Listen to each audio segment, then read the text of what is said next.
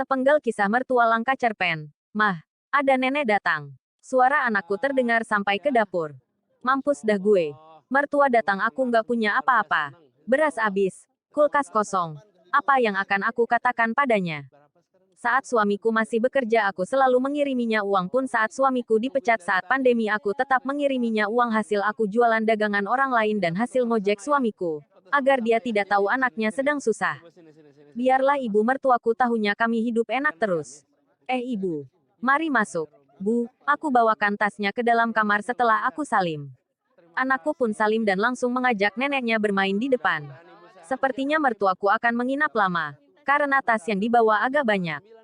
Sebentar ya, Bu. Nisa bikinin minum dulu.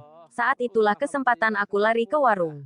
Teteh mau ngebon dulu ya? Nanti saya bayar kalau Mas Wawan udah pulang. Iya. Mbak slow aja. Untung teteh warungnya orangnya baik banget. Aku ngebon beras, minyak, gula, teh, kopi. Teh. Nanti yang ambil Mas Wawan ya. Saya nitip dulu. Siap Mbak. Tak lupa aku kirim pesan ke Mas Wawan. Mas, nanti ambil belanjaan di warung Teh Murni. Aku ngebon dulu. Ibu kamu datang. Sebelum pulang copot dulu jaket ngojek kamu ya. Pura-pura kamu pulang kerja terus abis belanja juga.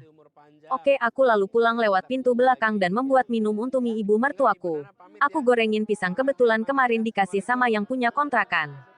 Ayo, Bu diminum dulu sama goreng pisang mumpung anget. Iya. Gimana keadaan kalian? Ibu mau nginep di sini seminggu boleh ya? Lagi jenuh di rumah.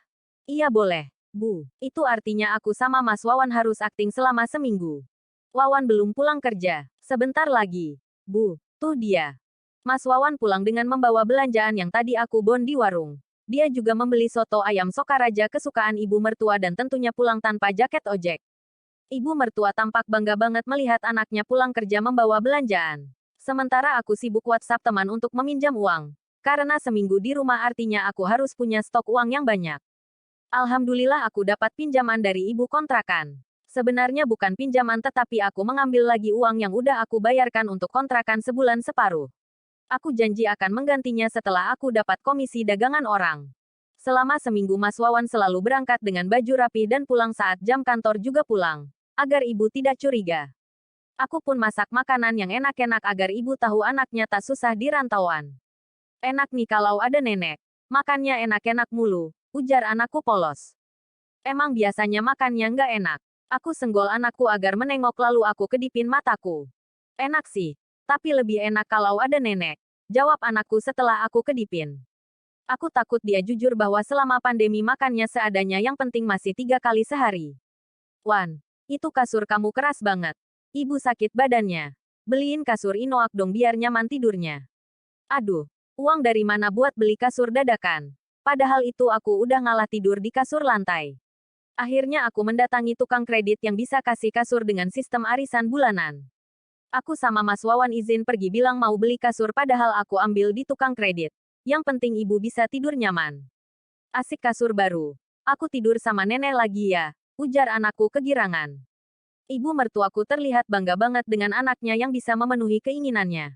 Pagi-pagi sebelum Mas Wawan berangkat. Wan, ibu pengen banget makan steak yang kata orang-orang dagingnya empuk itu loh. Iya. Bu nanti pulang kerja Wawan bawain. Mas Wawan bicara padaku tentang keinginannya. Aku kasih persediaan uang yang aku punya. Beliin aja. Mas, belum tentu besok-besok dia kepengin. Aku selalu menuruti apapun keinginan mertuaku. Bagaimanapun dia sudah melahirkan dan membesarkan Mas Wawan. Giliran anaknya sudah dewasa malah menghidupi aku yang jelas-jelas orang lain makanya aku merasa perlu membalas budi. Selama di kontrakan ibu sering aku tinggal pergi karena aku harus mengantar dagangan pesanan orang menggunakan sepeda. Ibu tidak keberatan karena ada anakku yang menemaninya. Pokoknya ibu jangan ngapa-ngapain ya. Jangan megang kerjaan apapun. Tunggu saya pulang ya Bu. Nisa antar dagangan dulu. Iya hati-hati, Nis. Saat malam hari kita lagi ngobrol-ngobrol. Wan. Besok kamu kan libur. Ibu pengin jalan-jalan ke pantai sambil makan ikan bakar. Enak banget kayaknya. Aku dan Mas Wawan saling pandang. Harus kemana lagi aku pinjam uang? Iya. Bu besok kita jalan ya, ujarku. Sekarang ibu istirahat ya biar besok segar. Pantainya agak jauh soalnya. Lanjutku. Setelah ibu tidur aku dan Mas Wawan sibuk mencari pinjaman. Akhirnya aku gadaikan cincin 5 gram mahar menikah dulu. Nanti aku tebus. Yang penting saat ini aku dapat uang. Esoknya aku pesan taksi online menuju pantai. Melihat ibu bahagia rasanya aku dan Mas Wawan pun ikut bahagia. Belum tentu ketika kita banyak uang ada kesempatan menyenangkan beliau. Seminggu sudah ibu mertuaku di kontrakanku. Saatnya ibu pulang. Aku membelikannya tiket untuk pulang dan tak lupa aku memberinya uang untuk pegangan. Aku dan Mas Wawan mengantar sampai pul bis jurusan kota asal kami. Hati-hati ya Bu. Handphone jangan sampai nggak aktif. Kabari kalau ada apa-apa. Kalau sudah sampai juga kabari ya, Bu, ujarku khawatir. Aku catat nomor bis. Takut ada apa-apa aku bisa melacaknya. Aku pulang dengan Mas Wawan dan langsung berhitung hutang yang harus aku bayar dan jumlahnya tidak sedikit. Maafkan ibu ya, Nis, ucap Mas Wawan merasa bersalah. Ngapain minta maaf? Mas, ibumu ya ibuku juga. Semoga Allah memberi kita jalan keluar untuk membayar hutang-hutang ini. Saat aku membersihkan kamar, aku melihat ada kertas di meja dan sebuah amplop. Untuk anakku dan menantuku yang tukang bohong. Terima kasih sudah membahagiakan ibu selama tinggal di tempat kalian. Semoga Allah memberkahi hidup kalian. Tertanda ibu dan mertua kalian. Aku membacanya keras-keras membuat aku dan Mas Wawan menahan tangis. Aku buka amplop di bawah kertas tadi. Ada uang 5 juta di dalamnya. Seketika aku menangis. Ibu, Mas Wawan pun menangis. Maafkan Wawan, Bu. Aku segera menuju warung Teh Murni mau membayar hutang sembako kemarin. Lo sudah dibayar sama ibu mertuamu Mbak. Kemarin beliau ke sini diantar sama adik anakmu. Ya Allah, aku pun bergegas ke ibu kontrakan mau melunasi bayaran kontrakan. Udah nggak usah. Ibu mertuamu sudah melunasinya. Malah itu kontrakanmu sudah dibayar setahun. Aku terduduk lemas. Ya Allah ibu maafkan menantumu sempat mengeluhkan kedatanganmu.